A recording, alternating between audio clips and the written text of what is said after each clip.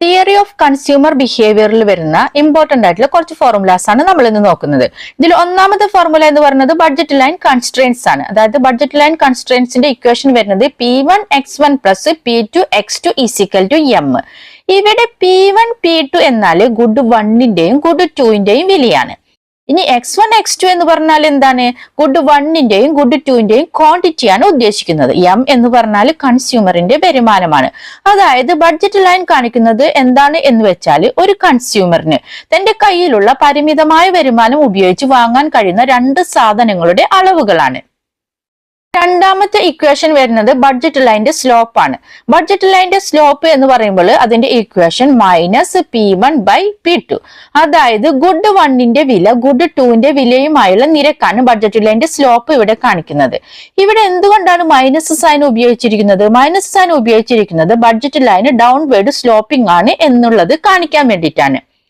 ഇനി നമ്മൾ ഇവിടെ തേർഡ് ഇക്വേഷൻ വരുന്നത് എന്താണെന്ന് വെച്ചാൽ മാർജിനൽ റേറ്റ് ഓഫ് സബ്സ്റ്റിറ്റ്യൂഷൻ, അതായത് MRS.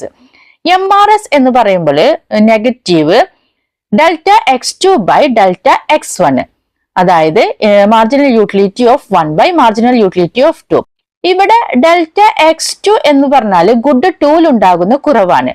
ഡെൽറ്റ x1 എന്ന് പറഞ്ഞാൽ ഗുഡ് 1ൽ ഉണ്ടാകുന്ന വർധനവാണ്. ഇനി മാർജിനൽ യൂട്ടിലിറ്റി ഓഫ് 1ഉം മാർജിനൽ യൂട്ടിലിറ്റി ഓഫ് 2ഉം ഉദ്ദേശിക്കുന്നത് എന്താണ്? മാർജിനൽ യൂട്ടിലിറ്റി ഓഫ് ഗുഡ് 1ഉം മാർജിനൽ യൂട്ടിലിറ്റി ഓഫ് ഗുഡ് 2ഉമാണ് ഇവിടെ ഉദ്ദേശിക്കുന്നത്. അതായത് ഒരു യൂണിറ്റ് ഗുഡ് കൂടുതൽ വാങ്ങണമെങ്കിൽ അതേ സന്തോഷം നിലനിർത്താനായിട്ട് കൺസ്യൂമറിന് എത്ര യൂണിറ്റ് ഗുഡ് 2 ഉപേക്ഷിക്കണം എന്നതിന്റെ നിരക്കാണ് MRS. അതുകൊണ്ടാണ് ഇവിടെ മൈനസ് സൈൻ ഉപയോഗിച്ചിരിക്കുന്നത്. ഇനി നാലാമത്തെ ഇക്വേഷൻ എന്ന് പറയുന്നത് കൺസ്യൂമർ ഇക്വിലിബ്രിയം ആണ്.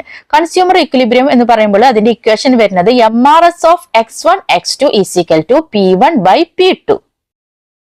അതായത് marginal utility of 1 by price of 1 is equal to marginal utility of 2 by price of 2. അതായത് ഇവിടെ പറയുന്നത് കൺസ്യൂമറിന്റെ സന്തോഷം പരമാവധി ആകുമ്പോൾ അവന്റെ MRS ബഡ്ജറ്റ് ലൈന്റെ സ്ലോപ്പ് ആകും എന്നുള്ളതാണ്. അതായത് ഓരോ സാധനത്തിന്റെയും മാർജിനൽ യൂട്ടിലിറ്റി വിലയ്ക്ക് തുല്യമായി ഒരേ നിരക്കിലായിരിക്കും എന്നുള്ളതാണ് ഇവിടെ കൺസ്യൂമർ ഇക്വിലിബ്രിയത്തിൽ ഉദ്ദേശിക്കുന്നത്. ഇനി അഞ്ചാമത്തെ ഇക്വേഷൻ വരുന്നത് ബഡ്ജറ്റ് ലൈന്റെ ഷിഫ്റ്റും ബഡ്ജറ്റ് ലൈന്റെ റൊട്ടേഷനുമാണ്. ഇവിടെ ബഡ്ജറ്റ് ലൈന്റെ ഷിഫ്റ്റ് എന്ന് പറയുമ്പോൾ വരുമാനം കൂടുമ്പോഴോ കുറയുമ്പോഴോ ആണ് ബഡ്ജറ്റ് ലൈന് മുന്നോട്ടോ പിന്നോട്ടോ ഷിഫ്റ്റ് ചെയ്യുന്നത്.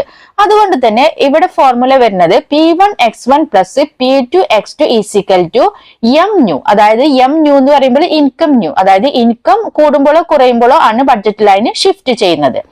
ഇനി ബഡ്ജറ്റ് ലൈന്റെ റൊട്ടേഷൻ എന്ന് പറയുമ്പോൾ ഒരു സാധനത്തിന്റെ വില മാറുമ്പോൾ ലൈന് ഒരു വശത്തേക്ക് തിരിഞ്ഞു ചെരിയും എന്നുള്ളതാണ്. അതായത് ഇവിടെ പ്രൈസ് ആണ് മാറുന്നത്. അതുകൊണ്ട് തന്നെ ഇവിടെ ഇക്വേഷനിൽ P1 ന്യൂ ആണ് വരുന്നത്. അപ്പൊ P1 new x1 plus P2x2 is equal to M. ഇവിടെ കൊടുത്തിട്ടുള്ള ഈ ഗ്രാഫ് നോക്കിക്കഴിഞ്ഞാൽ നിങ്ങൾക്ക് ഈ ഷിഫ്റ്റും റൊട്ടേഷനും എങ്ങനെയാണ് വരുന്നത് എന്ന് നിങ്ങൾക്ക് മനസ്സിലാക്കാൻ പറ്റും. ഇനി അടുത്തത് വരുന്നത് മാർജിനൽ യൂട്ടിലിറ്റി ആണ്. മാർജിനൽ യൂട്ടിലിറ്റിയുടെ ഇക്വേഷൻ വരുന്നത് marginal utility of N is equal to total utility of N minus total utility of N minus 1. അതായത് ഒരു അധിക യൂണിറ്റ് ഉപയോഗിക്കുമ്പോൾ മൊത്തം യൂട്ടിലിറ്റിയിൽ ഉണ്ടാകുന്ന വർധനവാണ് മാർജിനൽ യൂട്ടിലിറ്റി. അതുപോലെ തന്നെ അടുത്ത ഇക്വേഷൻ സെവൻത് ഇക്വേഷൻ വരുന്നത് ടോട്ടൽ യൂട്ടിലിറ്റി ആണ്.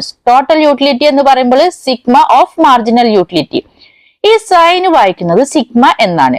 എന്താണ് സിഗ്മ എന്ന് പറഞ്ഞത്? സിഗ്മ എന്ന് പറഞ്ഞാൽ ആകെ തുകയാണ് ഇവിടെ ഉദ്ദേശിക്കുന്നത്. അതായത് എല്ലാ യൂണിറ്റുകളിൽ നിന്നുമുള്ള മാർജിനൽ യൂട്ടിലിറ്റികളുടെ തുകയാണ് ഇവിടെ ടോട്ടൽ യൂട്ടിലിറ്റി എന്നതുകൊണ്ട് ഉദ്ദേശിക്കുന്നത്. ഇനി അടുത്തത് പ്രൈസ് ഇലാസ്റ്റിസിറ്റി ഓഫ് ഡിമാൻഡ് ആണ്. പ്രൈസ് ഇലാസ്റ്റിസിറ്റി ഓഫ് ഡിമാൻഡ് എന്ന് പറയുമ്പോൾ വിലയിൽ ഉണ്ടാകുന്ന മാറ്റത്തിനനുസരിച്ച് ഡിമാൻഡിൽ ഉണ്ടാകുന്ന മാറ്റത്തിന്റെ അളവാണ് പ്രൈസ് ഇലാസ്റ്റിസിറ്റി ഓഫ് ഡിമാൻഡിൽ കാണിക്കുന്നത്. അതായത് percentage change in the quantity demanded, അതാണ് delta Q, by percentage change in the price, അതാണ് ഡെൽറ്റ P, ഇൻറ്റു P/Q. അങ്ങനെയാണ് ഇവിടെ ഇക്വേഷന് delta Q by delta P into P/Q എന്നുള്ളത് വന്നിട്ടുള്ളത്.